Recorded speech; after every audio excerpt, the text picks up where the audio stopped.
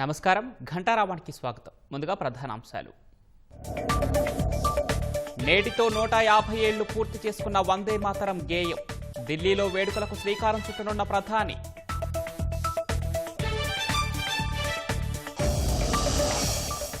ఏపీలో రానున్న భారీ క్వాంటమ్ కంప్యూటర్లు. 1772 కోట్లతో ఏర్పాటుకు మైక్రోసాఫ్ట్ ప్రతిపాదన.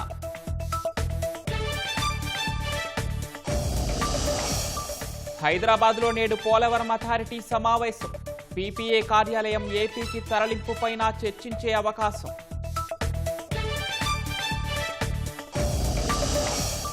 వచ్చే ఏడాది భారత్కు వస్తానని ట్రంప్ సంకేతాలు. వాణిజ్య సంబంధాలు బలోపేతమే లక్ష్యమని వెల్లడి.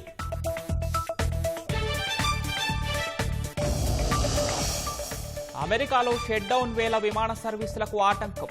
500 సర్వీసులు తగ్గించినట్లు ఫెడరల్ ఏవియేషన్ వెల్లడి.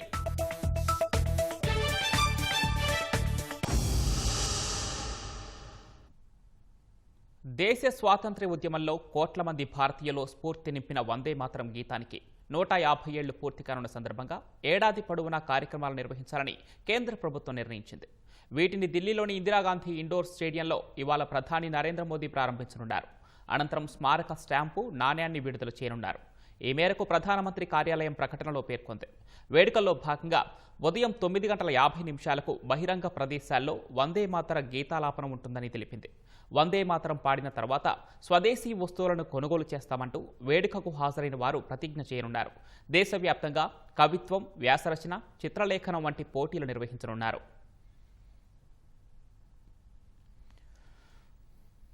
పోలవరం ప్రాజెక్టు పురోగతిపై హైదరాబాద్లో ఇవాళ కీలక సమావేశం జరగనుంది. ప్రాజెక్టుకు సంబంధించిన వివిధ అంశాలతో పాటు తెలంగాణ అభ్యంతరాలపై పోలవరం అథారిటీ చర్చించనుంది.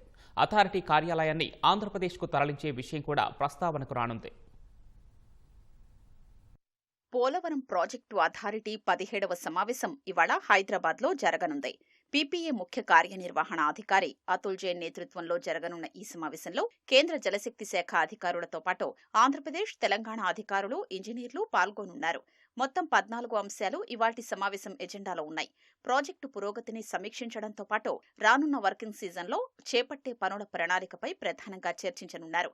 41.15 మీటర్ల ఎత్తు వరకు నీటిని నిల్వ చేసేలా సవరించిన వ్యయానికి సంబంధించి జలశక్తి శాఖ, ఏపీ ప్రభుత్వం, ప్రాజెక్టు అథారిటీ మధ్య కుదరాల్సిన ఒప్పంద ప్రక్రియపై చర్చిస్తారు. పోలవరం ప్రాజెక్టు అథారిటీ కార్యాలయాన్ని అమరావతికి, చీఫ్ ఇంజనీర్ కార్యాలయాన్ని రాజమహేంద్రవరానికి తరలించే అంశం కూడా చర్చకు రానుంది. పీపీఏలో సిబ్బంది, గత వ్యయాల ఆమోదం, నావిగేషన్ టన్నెల్కు లైనింగ్ సహా ఇతర అంశాలపై అథారిటీ సమావేశంలో చర్చ జరగనుంది. తెలంగాణ లేవనెత్తిన అంతర్రాష్ట్ర అభ్యంతరాల్ని కూడా సమావేశం ఎజెండాలో పొందుపర్చారు. పూర్తి సామర్థ్యంతో నీటిని నిల్వ చేస్తే తెలంగాణ భూభాగం కూడా ముంపునకు గురవుతుందని, భద్రాచలం పట్టణం, మణుగూరు భారజల కేంద్రానికి ముప్పు పొంచి ఉన్నందున సమగ్ర సర్వే జరగాలని తెలంగాణ కోరుతోంది. కిన్నెరసాని, ముర్రేడు వాగు సహా స్థానిక వాగుల్లో డ్రైనేజీ తీవ్రత అధికమవుతుందనే ఆందోళన ఉంది. దుమ్ముగూడెం దిగువన చేరుతున్న ఇతర వాగులపై కూడా డ్రైనేజీ ప్రభావం పెరిగి ముంపు తీవ్రత పెరుగుతుందని తెలంగాణ ఇంజనీర్లు చెప్తున్నారు. వీటన్నింటిపై సంయుక్తంగా సమగ్ర సర్వే జరగాలని తెలంగాణ కోరుతోంది. నీటి నిల్వతో ఇబ్బందులు లేకుండా చూస్తామని, భద్రాచలం పట్టణం, మణుగూరు భారజల కేంద్రానికి ముప్పు లేకుండా రక్షణ చర్యలు చేపట్టనున్నట్లు గతంలో నిర్ణయించారు. వాగులపై పడే డ్రైనేజీ ప్రభావానికి సంబంధించి కూడా అధ్యయనం చేయిస్తామని గతంలో పీపీఏ ప్రకటించింది. రుతుపవనాల సమయం ముగిసిన తర్వాత కేంద్ర జలసంఘం సహాయంతో క్రాస్ సెక్షన్స్ నిర్ధారణ కోసం క్షేత్రస్థాయి సర్వే జరగనుంది. ఆయా అంశాలపై ఇవాల్టి సమావేశంలో చర్చించనున్నారు. పోలవరం, బనకచర్ల లింక్ ప్రాజెక్టు అంశాన్ని కూడా సమావేశంలో ప్రస్తావించేందుకు తెలంగాణ అధికారులు సిద్ధమవుతున్నారు. డీపీఆర్ తయారీకి ఏపీ ప్రభుత్వం టెండర్లు పిలిచిన సమయంలో అభ్యంతరం తెలుపుతూ లేఖ రాసిన తెలంగాణ ఈ విషయంలో ముందుకెళ్లకుండా ఆంధ్రప్రదేశ్ను నిలువరించాలని కోరింది. ఇవాల్టి భేటీలోనూ ఈ అంశాన్ని ప్రస్తావించే అవకాశం ఉంది. ఐటీ దిగ్గజ సంస్థ మైక్రోసాఫ్ట్ రాష్ట్రంలో 1772 కోట్ల విలువైన పెట్టుబడులు పెట్టేందుకు ప్రతిపాదించింది. ఇందులో భాగంగా అమరావతి క్వాంటమ్ వ్యాలీలో 1200 క్యూబిక్ సామర్థ్యం ఉన్న భారీ క్వాంటమ్ కంప్యూటర్ ఏర్పాటు చేయనుంది. ఈ మేరకు ఆ సంస్థ ప్రతినిధులతో అధికారుల సంప్రదింపులు కొలిక్కి వచ్చాయి. మైక్రోసాఫ్ట్ కోసం క్వాంటమ్ వ్యాలీలో 4,000 చదరపు అడుగుల విస్తీర్ణంలో భవనం నిర్మించాలని అధికారులు పేర్కొన్నారు. అమరావతిలో 133 క్యూబిక్ సామర్థ్యంతో ఐబీఎం సంస్థ క్వాంటమ్ కంప్యూటర్ ఏర్పాటు కోసం ఇప్పటికే ప్రభుత్వంతో ఒప్పందం చేసుకుంది. క్వాంటమ్ వ్యాలీలో పెట్టుబడులు పెట్టేందుకు మరిన్ని సంస్థలు ఆసక్తి చూపుతున్నాయి. జపాన్కు చెందిన ఫుజిసు 64 క్యూబిక్ క్వాంటమ్ కంప్యూటర్ను ఏర్పాటు చేయడం సహా కేంద్ర ప్రభుత్వం రీసెర్చ్ అండ్ డెవలప్మెంట్ ఇనిషియేటివ్ కింద అందించే నిధులకు మరో 50% వెచ్చించి ఫ్యాబ్రికేషన్ ఫెసిలిటీ సెంటర్ ఏర్పాటుకు ప్రతిపాదించింది. క్వాంటమ్ వ్యాలీలో పరిశోధనలు నిర్వహించే సంస్థలకు దశల వారీగా 90 లక్షల చదరపడుగుల్లో మౌలిక సదుపాయాలను కల్పించాలని సర్కార్ భావిస్తోంది. ప్రస్తుతం నిర్మించనున్న ఐకానిక్ టవర్ వల్ల 40,000 చదరపడుగులు అందుబాటులోకి వస్తాయి. ఈ టవర్ నమూనాను L&T సంస్థ రూపొందించింది. కలల సౌధం కోసం 8 ఏళ్లకు పైగా వేచి చూస్తున్న పేదల నిరీక్షణ ఫలించనుంది. 2017-19 మధ్యనే టీడీపీ ప్రభుత్వ హయాంలో చాలా వరకు గృహాల నిర్మాణం పూర్తయినా వైసీపీ ప్రభుత్వం కనీస మౌలిక సదుపాయాలు కల్పించకుండా 5 ఏళ్ల పాటు కాలక్షేపం చేసి వారిని ఇబ్బందులకు గురిచేసింది. అద్దె ఇళ్లలోనే మగ్గేలా చేసింది. కూటమి ప్రభుత్వం అధికారంలోకి రావడంతో అసంపూర్తిగా ఉన్న ఇళ్ల నిర్మాణంతో పాటు కీలకమైన మౌలిక సదుపాయాలను కల్పించే చర్యలు చేపట్టింది. నవంబర్ నెల మొదలు వచ్చే ఏడాది మార్చి నాటికి 1.18 లక్షల గృహాలు పూర్తి చేసి దశల వారీగా లబ్ధిదారులకు అప్పగించనుంది. 2017-19 మధ్యలో టీడీపీ ప్రభుత్వ హయాంలో దాదాపుగా 90% పైగా పూర్తయిన ఇళ్లకు వైసీపీ ప్రభుత్వం అధికారంలోకి వచ్చిన తర్వాత వాటికున్న రంగుల్ని మార్చి ఆ పార్టీ రంగుల్ని వేయించింది. దీనికోసమే దాదాపుగా 7 కోట్ల వరకు ఖర్చు చేశారు. మౌలిక సదుపాయాల కల్పనపై దృష్టి పెట్టలేదు. కొన్ని ఇళ్ల విషయంలో ఎన్నికలు సమీపిస్తున్నాయని అప్పటికప్పుడు లబ్ధిదారులకు అప్పగించినట్లు హడావిడి చేశారు. అక్కడ కనీస వసతులు లేకపోవడంతో లబ్ధిదారులు అక్కడికి వెళ్లి నివాసం ఉండలేదు. ఇప్పుడు సిమెంటు రహదారులు, తాగునీరు సౌకర్యం, మురుగునీటి పారుదల తదితర అన్ని వసతులు కల్పించి లబ్ధిదారులకు అందించనున్నారు. ఇప్పటికే పూర్తయిన 6,552 గృహాలు నవంబర్లో, 8,312 గృహాల్ని డిసెంబర్లో పేదలకు అందజేస్తారు. టిడ్కో గృహాల్ని 300 చదరపు అడుగుల విస్తీర్ణం, 365 చదరపు అడుగుల విస్తీర్ణం, 430 చదరపు అడుగుల విస్తీర్ణం చొప్పున కేటగిరీల్లో నిర్మిస్తున్నారు.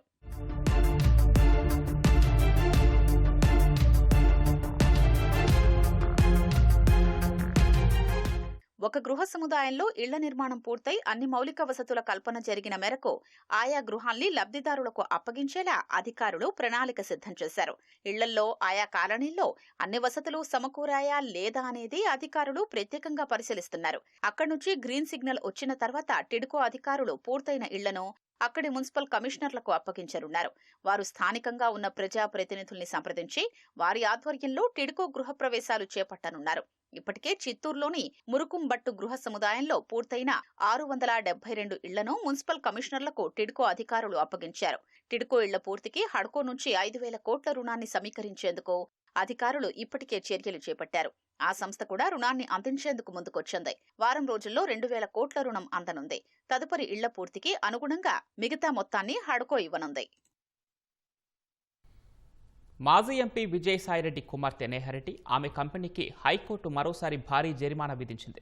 విశాఖ జిల్లా భీమిలి బీచ్కు సమీపంలో నిర్మించిన కాంక్రీట్ గోడలో మిగిలింది కూల్చేందుకు మరో 32 లక్షల రూపాయలు జీవీఎంసీకి జమ చేయాలని కోర్టు ఆదేశించింది.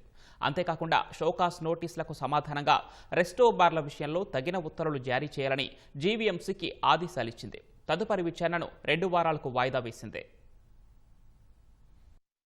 విశాఖ జిల్లా భీమిలి బీచ్కు సమీపంలో నిర్మించిన కాంక్రీట్ గోడ అంశంలో మాజీ ఎంపీ విజయసాయిరెడ్డి కుమార్తె నేహారెడ్డి ఆమె కంపెనీకి హైకోర్టులో మరోసారి ఎదురుదెబ్బ తగిలింది. బీచ్లో సిఆర్జెడ్ నిబంధనలను ఉల్లంఘించి నిర్మించిన కాంక్రీట్ గోడ వ్యాజ్యంపై హైకోర్టు విచారణ చేసింది. ప్రభుత్వ ప్రత్యేక న్యాయవాది ప్రణతి వాదనలు వినిపిస్తూ గోడ కూల్చినందుకు ఇప్పటి వరకు అయినా 48.21 లక్షల రూపాయలు చెల్లించాలని, మిగిలిన గోడ కూల్చడానికి 31.97 లక్షలు ఖర్చవుతుందన్నారు.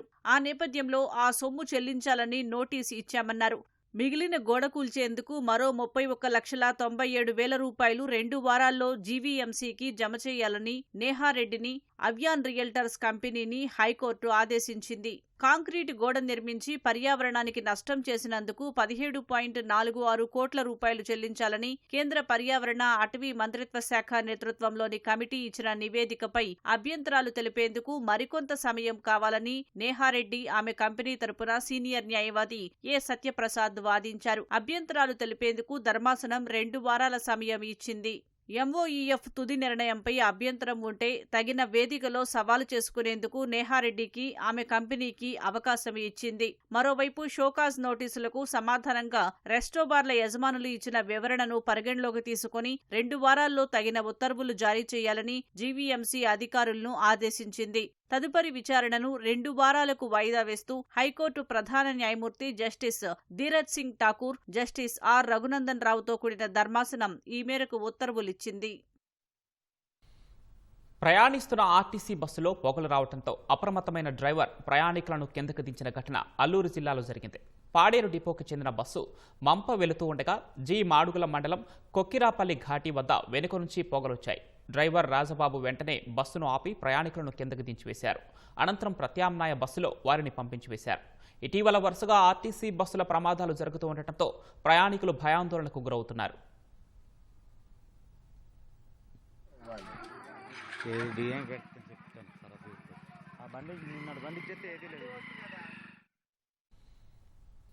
రాష్ట్రాన్ని ప్రధాన ఎగుమతి కేంద్రంగా తీర్చిదిద్దే లక్ష్యంతో విశాఖలో ఏపీ గ్లోబల్ ఎంఎస్ఎంఈ ఎగుమతుల అభివృద్ధి సదస్సు నిర్వహిస్తున్నట్లు MSME development corporation chairman Tammireddy Shivashankar Rao తెలిపారు. ఈ నెల 9, 10వ తేదీల్లో 2 రోజుల పాటు ఇండియా ఎంఎస్ఎంఈ ఫోరం సహకారంతో ఈ సదస్సు నిర్వహిస్తున్నామని చెప్పారు. Russia, Britain, Japan, New Zealand, Zimbabwe, కెన్యాతో పాటు 16 దేశాలకు చెందిన 34 మంది అంతర్జాతీయ కొనుగోలుదారులు ఈ సదస్సులో పాల్గొంటారు. ఆటోమొబైల్ విడిభాగాలు, food and beverages, electronics, sanitary ware, వ్యవసాయ యంత్రాలు, ఐటీ సర్వీసులు, ఔషధాలు, మెడికల్ డివైజెస్, టెక్స్టైల్ వంటి రంగాల్లో వ్యాపార అవకాశాలను పరిశీలిస్తారు. కొనుగోలుదారుల సెషన్లు, B2B సమావేశాలు, నెట్వర్కింగ్ కార్యక్రమాలు ఉంటాయి. రాష్ట్రంలో ఎంఎస్ఎంఈలు తయారు చేసే ఉత్పత్తుల గురించి వారికి వివరించి ఎగుమతులకు ఉన్న అవకాశాలను పరిశీలిస్తామని తమ్మిరెడ్డి శివశంకర్రావు చెప్పారు. సీఎం చంద్రబాబు ప్రవేశపెట్టిన విధానాలు, డిజిటల్ పాలనతో చిన్న వ్యాపారులు అంతర్జాతీయ స్థాయికి ఎదుగుతున్నారని ఈ సందర్భంగా ఆయన వివరించారు. అనంతపురం జిల్లా కళ్యాణదుర్గంలో మంత్రి నారా లోకేష్ పర్యటించనున్నారు. పర్యటన ఏర్పాట్లను ఎమ్మెల్యేలు దగ్గుపాటి వెంకటేశ్వర ప్రసాద్, అమిలినేని సురేంద్రబాబు పరిశీలించారు. షెట్టూరు రోడ్డులో లోకేష్ బస చేసే స్థలం, కనకదాసు సర్కిల్ వద్ద సభావేదిక ఏర్పాట్లను, విగ్రహావిష్కరణ ప్రాంతం, హైమస్ లైట్లు, జయంతి వేడుకలకు వచ్చే ప్రజల కోసం చేస్తున్న ఏర్పాట్లను కూటమి నాయకులతో కలిసి పరిశీలించారు. పనులు త్వరగా పూర్తయ్యేలా చూడాలని అధికారులను ఎమ్మెల్యే అమిలినేని ఆదేశించారు. దక్షిణ భారతదేశ పర్యాటకానికి ఏపీ ముఖద్వారమని, పెట్టుబడులు పెట్టేందుకు ముందుకు రావాలని లండన్ వేదికగా పారిశ్రామికవేత్తలను పర్యాటక శాఖ మంత్రి కందుల దుర్గేష్ కోరారు. 3వ రోజు లండన్ పర్యటనలో భాగంగా వరల్డ్ ట్రావెల్ మార్కెట్ 2025 ప్రదర్శనలో ఏర్పాటు చేసిన ఇతర రాష్ట్రాలు, దేశాల స్టాళ్లను, టూరిజం బోర్డులను మంత్రి పరిశీలించారు.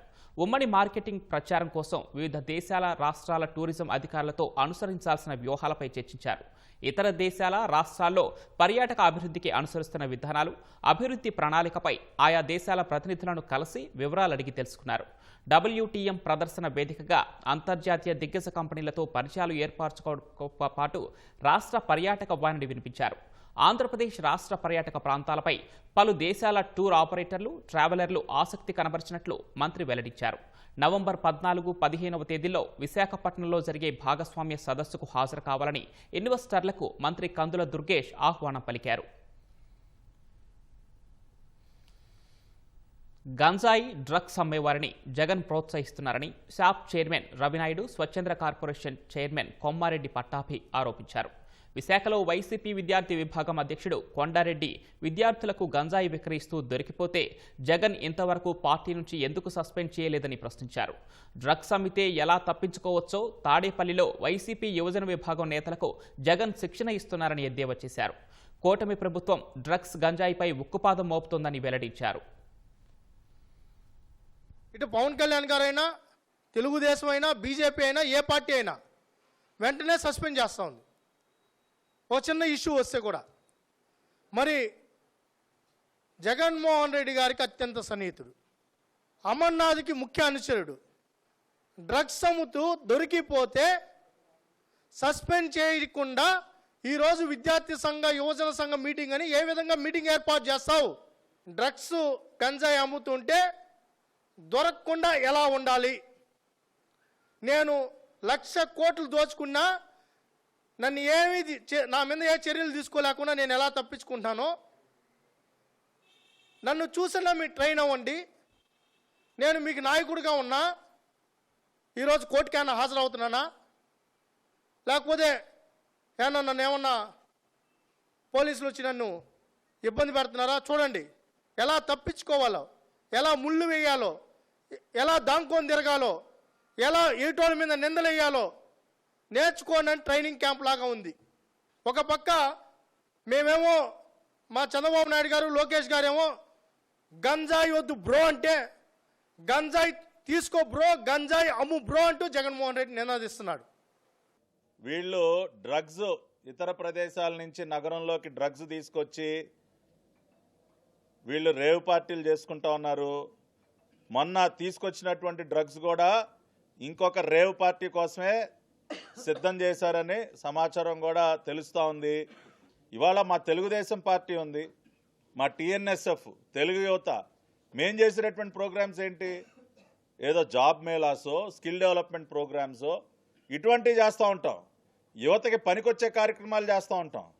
కానీ యువతను నాశనం చేయడానికి మీ యువత విభాగం ఒక డ్రగ్ సరఫరా ముఠానా? ఇంత జరిగినా నోట్లోంచి మాట రాదా? డ్రగ్స్తో పట్టుబడినటువంటి వ్యక్తిపైన చర్యలు తీసుకోరా? అంటే వీళ్ళందరూ రేపు డ్రగ్స్ మింగి సైకోలుగా మారిపోయి రోడ్లపైన వేరంగం సృష్టించాలి. అది వీళ్ళు రాష్ట్రానికి వీళ్ళు ఇచ్చేటటువంటి బహుమానం ఏంటంటే ఇగో ఈ రకంగా సైకోలను తయారు చేయటం. రాష్ట్రంలోని అన్ని ఆప్కో కేంద్రాల్లో మిగిలిపోయిన వస్త్రాలను తిరిగి వినియోగంలోకి తీసుకొచ్చేందుకు అన్ని చర్యలు తీసుకుంటున్నామని మంత్రి సవిత తెలిపారు. మంగళగిరిలోని రాష్ట్ర ఆప్కో ప్రధాన గోదాములను ఆమె తనిఖీ చేశారు. ప్రభుత్వ ప్రత్యేక ప్రధాన కార్యదర్శి ఆర్పి సిసోడియాతో కలిసి గోదాములను పరిశీలించారు. ప్రతి ఒక్కరూ చేనేత వస్త్రాలను ధరించి నేతన్నలను ప్రోత్సహించాలని మంత్రి పిలుపునిచ్చారు. సెంట్రల్ గోడౌన్ ఉంది, ఇక్కడ కొంత స్టాక్ ఉండిపోయింది. ఆ స్టాక్ లిక్విడేట్ అవ్వలేదు. ఆ స్టాక్ విలువ 1,60,00,000 దాకా ఉంటుంది. ఆ స్టాక్ని ఎలా లిక్విడేట్ చేయాలని మేము దాని మీద మంత్రి గారితో కలిసి ఒక నిర్ణయానికి రావాలి. వేరే అన్ని 97 షోరూమ్స్ ఏదైతే ఉన్నాయో అది ఒక సుమారు 13 కోట్ల సరుకు ఇక్కడ రావడం జరిగింది. అది ఎలా లిక్విడేట్ చేయాలని కూడా మినిస్టర్ గారి ఆదేశాల కోసం మేము ప్రయత్నాలు చేస్తున్నాం. గత కొన్ని సంవత్సరాలుగా మరి ఇక్కడ స్టాక్ ఉంది, మరి ఆ స్టాక్ని ఏ విధంగా ఉపయోగపెట్టుకోవచ్చు అని కొంచెంమంది డిజైనర్స్తోనూ మరి డిపార్ట్మెంట్తో కూడా మాట్లాడి మరి లేటెస్ట్ డిజైన్స్ కుర్తాస్ కావచ్చు, చుడిదార్స్ కావచ్చు, మరి లాంగ్ ఫ్రాక్స్ కావచ్చు, ఇక్కడ కొంతమంది మహిళలను తీసుకొచ్చి వాళ్లకు ట్రైనింగ్ ఇచ్చి ఉపాధితో పాటు ఆ మెటీరియల్ని సరుకును అంటే ఆ వస్త్రాలను కూడా ఉపయోగపడే విధంగా ఏ విధంగా చేయాలి ఏంటనే విషయాన్ని కూడా పరిశీలించాం. ఐసీసీ మహిళల వన్డే ప్రపంచ కప్లో భారత జట్టుకు ప్రాతినిధ్యం వహించిన శ్రీచరణ్కి మంత్రులు, నేతలు ఘన స్వాగతం పలికారు. ఎంపీ కేశినేని శివనాథ్, శాప్ అధికారులు పుష్పాలతో స్వాగతం పలికగా చిన్నారులు జెండాలతో సందడి చేశారు.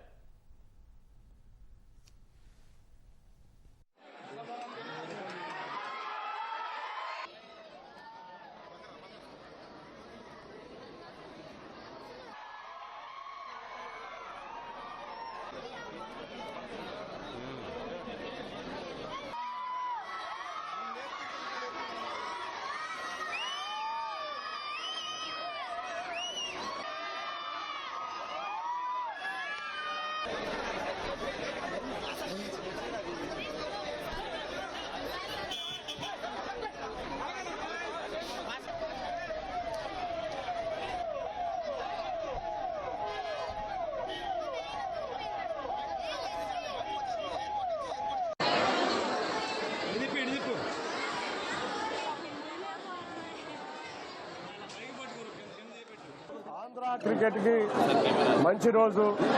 ఎందుకంటే మనం చూస్తున్నాం, ఎక్కడో మారుమూల గ్రామంలో పుట్టి పెరిగి చిన్న కుటుంబంలో పుట్టిపెట్టి వాళ్ళ అంతర్జాతీయ ఖ్యాతి గడించిన శ్రీచరణి మన ఆంధ్రప్రదేశ్కి రాబోతున్న సందర్భంగా వారిని ఘనంగా ఆహ్వానం పలుకుతూనే కాకుండా ఇక్కడ ఉన్న ఎంతో మంది యువతకి ఆవిడ యొక్క ఇన్స్పిరేషన్ ఆవిడ. అటువంటి వ్యక్తిని రాష్ట్ర ముఖ్యమంత్రి వర్యుల వారికి తీసుకువెళ్ళడమే కాకుండా రాష్ట్ర ప్రభుత్వం కూడా ఇవాళ వారిని ఘనంగా సత్కరించబోతుంది. కడపలో కూడా భారీ ర్యాలీ చేయబోతున్నాం.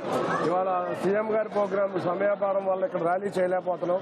ఇక్కడ ఆహ్వానం పలికి ముఖ్యమంత్రి గారి నివాసానికి తీసుకువెళ్లి అక్కడ వారితో కానీ నారా లోకేష్ గారితో కానీ శ్రీచరణ్తో సంభాషణ ఉండబోతుంది. ఆయనతో బ్రేక్ఫాస్ట్ కూడా చేయబోతున్నారు ముఖ్యమంత్రి వర్యులతో. ఆ తర్వాత మంగళగిరి స్టేడియంకి వచ్చి పత్రికా విలేకరులను కూడా ఉద్దేశించి శ్రీచరణి మాట్లాడతారు.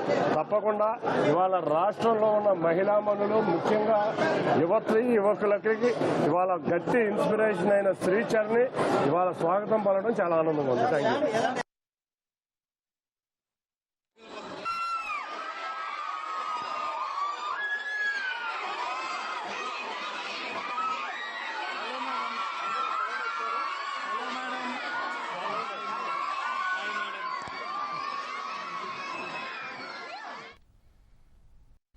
విజయనగరం జిల్లా బొబ్బిలి పోలీస్ స్టేషన్ పరిధిలో సైబర్ మోసానికి పాల్పడిన కేసులో 4 నిందితులను అరెస్ట్ చేసినట్లు ఎస్పీ దామోదర్ తెలిపారు. గజపతినగరం పోలీస్ స్టేషన్లో నిర్వహించిన మీడియా సమావేశంలో కేసుకు సంబంధించిన వివరాలను ఎస్పీ వెల్లడించారు. బొబ్బిలి పట్టణానికి చెందిన చింతరమణ అనే ఉపాధ్యాయుడిని డిజిటల్ అరెస్ట్ పేరుతో బెదిరించి దఫాదఫాలుగా 22,18,000 రూపాయలను కాజేసినట్లు చెప్పారు. ఈ కేసులో 4 నిందితులను అరెస్టు చేయగా ఒకరు పరారీలో ఉన్నారని వెల్లడించారు. బాధితులు పోగొట్టుకున్న నగదు నిందితులకు చెందిన వివిధ బ్యాంకు ఖాతాలకు బదిలీ అయినట్లుగా గుర్తించామన్నారు. ఈ నగదును ఫ్రీజ్ చేస్తున్నామన్నారు. 4 క్రిమినల్స్ని మనం అరెస్ట్ చేయడం జరిగింది. ఇది సైబర్ క్రైమ్కి సంబంధించినటువంటి కేసు. ఇది మనకు బొబ్బిల్లో చింతా రమణ అని ఒక ఎంప్లాయీ ఉన్నారు. ఆయనకి సెప్టెంబర్ 15వ తేదీ నుంచి కొన్ని కాల్స్ వచ్చాయి. డిజిటల్ అరెస్ట్ కాల్స్ అంటారు. సో ఫోన్ చేసి అతన్ని భయపెట్టడం స్టార్ట్ చేశారు. ఎలా అంటే మానవ అక్రమ రవాణా, హ్యూమన్ ట్రాఫికింగ్ చేసి తీసుకెళ్లి అమ్మేస్తున్నారు, మీ ఆధార్ కార్డు ఇలా మిస్యూజ్ చేశారు, ఇలాంటి భయపెట్టడం స్టార్ట్ చేశారు.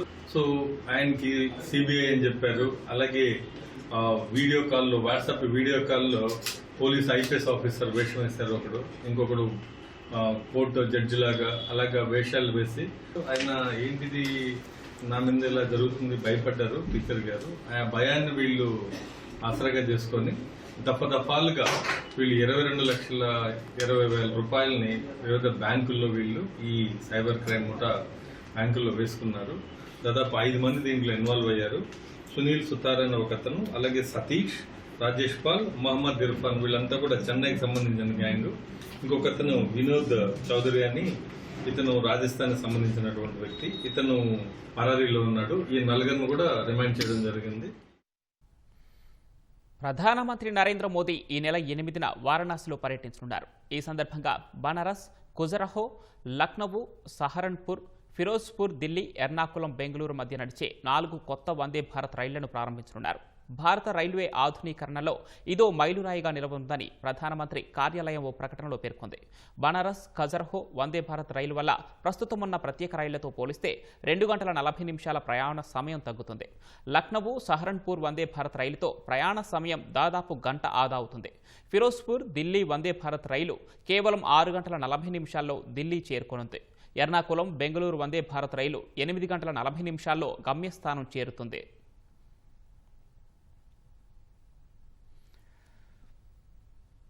ప్రధాని నరేంద్ర మోదీ గొప్ప వ్యక్తి, స్నేహితుడు అంటూ అమెరికా అధ్యక్షుడు డొనాల్డ్ ట్రంప్ కొనియాడారు. భారత్ అమెరికా వాణిజ్య సంబంధాలను బలోపేతం చేయడానికి జరుగుతున్న ప్రయత్నాల్లో భాగంగా వచ్చే ఏడాది భారత్ను సందర్శిస్తానని సంకేతమిచ్చారు. శ్వేత సౌధంలో మీడియా అడిగిన ప్రశ్నలకు ట్రంప్ ఈ మేరకు సమాధానమిచ్చారు. భారత్తో వాణిజ్య ఒప్పందంపై చర్చలు సానుకూలంగా జరుగుతున్నాయని ట్రంప్ తెలిపారు. రష్యా నుంచి చమురు కొనుగోలను ప్రధాని మోదీ క్రమంగా తగ్గిస్తున్నారని చెప్పారు. వాణిజ్య ఒప్పందం గురించి చర్చించేందుకు ప్రధాని మోదీ తనను భారత్కు రావాలని కోరారని వెల్లడించారు. మోదీ ఆహ్వానం మేరకు వెళతానని చెప్పారు. ఈ సందర్భంగా భారత్ పాక్ మధ్య యుద్ధాన్ని తానే ఆపారంటూ మరోసారి పాత పాటే పాడారు. 8 యుద్ధాల్లో 5 నుంచి 6 యుద్ధాలను సుంకాలతోనే ఆపానని అన్నారు. సుంకాలకు వ్యతిరేకంగా అమెరికా సుప్రీంకోర్టు తీర్పు వెలువరిస్తే కొత్త ప్రణాళిక గురించి ఆలోచిస్తానని ట్రంప్ వెల్లడించారు.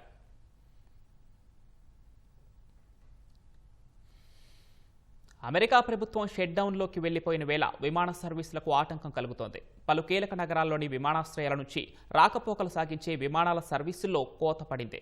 న్యూయార్క్, లాస్ ఏంజలస్, చికాగో వంటి 40 కీలక విమానాశ్రయాల నుంచి ప్రయాణాలు సాగించే విమానాల సంఖ్య తగ్గింది. దేశవ్యాప్తంగా గురువారం సుమారు 500 సర్వీసులను తగ్గించినట్లు ఫెడరల్ ఏవియేషన్ అధికారులు తెలిపారు.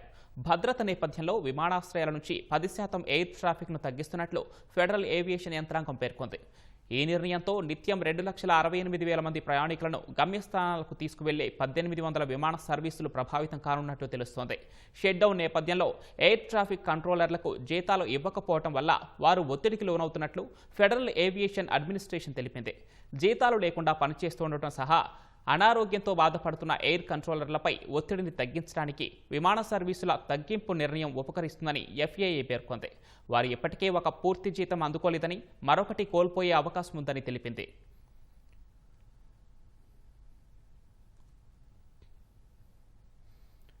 బాయ్స్ హాస్టల్స్, గర్ల్స్ హాస్టల్స్ ఉంటాయని మనకు తెలుసు. ఈ వసతి పశువులకు ఉంటే ఎలా ఉంటుంది? ఈ ఆలోచన ఇప్పటికే ఆచరణలోకి వచ్చేసింది. పశువుల కోసం సకల వసతులతో చక్కటి వాతావరణంలో ప్రత్యేకమైన హాస్టల్ ఏర్పాటైంది. ఆ పశువుల హాస్టల్ ఎక్కడుంది? దాని సంగతులేంటో ఈ కథనంలో చూద్దాం. గ్రామాల నుంచి నగరాల దాకా అన్ని చోట్ల పాడి రైతులు ఉంటారు. వారంతా పశుపోషణపైనే ఆధారపడి జీవిస్తుంటారు. ఈ క్రమంలో ఏదైనా అత్యవసర పనిపై ఊరిని వదిలి వెళ్లాల్సి వస్తే చాలా ఒత్తిడికి గురవుతారు. తాము ఇంట్లో లేనప్పుడు ఆవులు, గేదెలకు సకాలంలో ఎవరు మేత పెడతారు? వాటికి ఏదైనా జరిగితే వెంటనే ఎవరు వైద్యం చేయిస్తారు అనే ప్రశ్నలు పాడి రైతులు ఎదుట నిలుస్తాయి. ఈ ప్రశ్నలకు మన దేశంలోనే తొలిసారిగా కోల్కతా పింజరాపోల్ సొసైటీకి చెందిన హజారీబాగ్ గోశాల కమిటీ సమాధానమిచ్చింది. 140 ఏళ్ల క్రితం 1885లో జార్ఖండ్లోని హజారీబాగ్ నగరంలో ఓ గోశాలను కోల్కతా పింజరాపోల్ సొసైటీ ఏర్పాటు చేసింది. స్థానికంగా ఉండే హజారీబాగ్ గోశాల కమిటీ ఆధ్వర్యంలో ఇది నడుస్తుంది. తాజాగా ఈ గోశాలలో ఒక కొత్త సర్వీసును అందుబాటులోకి తెచ్చారు. అదే పశువుల హాస్టల్. ఆవులు, గేదెలే లోకంగా బతికే పాడి రైతులకు చేదోడుగా నిలిచేందుకు ఈ వసతిని తీసుకొచ్చినట్లు నిర్వాహకులు తెలిపారు.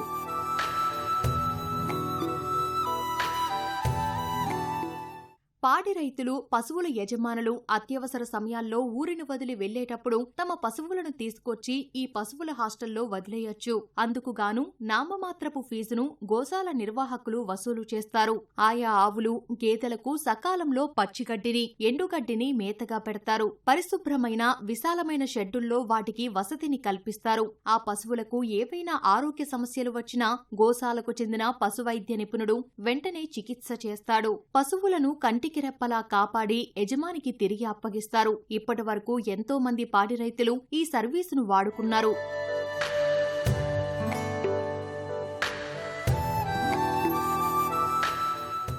ఈ పశువుల హాస్టల్లో ప్రస్తుతం 500కు పైగా ఆవులు, గేదెలు ఉన్నాయి. వీటిలో ఎక్కువ భాగం పశువులు హజారీబాగ్ గోశాల కమిటీ రక్షించినవే. జనం వదిలేసిన పశువులు ఇంకొన్ని ఉన్నాయి. హాస్టల్లో చేరే పశువులు అదనంగా ఈ గోశాలలో ఉంటున్నాయి. దేశవ్యాప్తంగానూ ఇలాంటి పశువుల హాస్టల్స్ ఏర్పాటైతే పాడి రైతులు, జంతు ప్రేమికులకు ఎంతో సౌకర్యవంతంగా ఉంటుందనే అభిప్రాయం ప్రజల్లో వ్యక్తమవుతోంది. పశ్చిమ బంగాల్లో స్థానికుల సహాయంతో 2 యువతులు వివాహం చేసుకున్నారు. దక్షిణ 24 పరగణాల జిల్లాలోని మందిర్ బజార్కు చెందిన రియా సర్దార్, సుందర్ బన్స్ జిల్లాలలోని బకుల్తాలాకు చెందిన రాఖీ నస్కర్ ప్రేమించుకున్నారు. ఇద్దరూ మహిళలే కావడంతో రాఖీ తల్లిదండ్రులు రియాతో పెళ్లికి అంగీకరించలేదు. కానీ రియా కుటుంబ సభ్యులు ఆమె ప్రేమకు అండగా నిలిచారు. దీంతో రాఖీ ఇళ్లు వదిలిపెట్టింది. ఈ క్రమంలో రియా కుటుంబం స్థానికులతో కలిసి ఒక ఆలయంలో రియా, రాఖీ పెళ్లికి ఏర్పాట్లు చేశారు. అక్కడే 2 మహిళలు పూలదండలు పరస్పరం మార్చుకొని ఒకటయ్యారు. 2 వ్యక్తులు జీవితాన్ని పంచుకోవాలనుకున్నప్పుడు లింగం అడ్డంకి కాదని, ప్రేమ సరిపోతుందని రియా, రాఖీ అభిప్రాయపడ్డారు.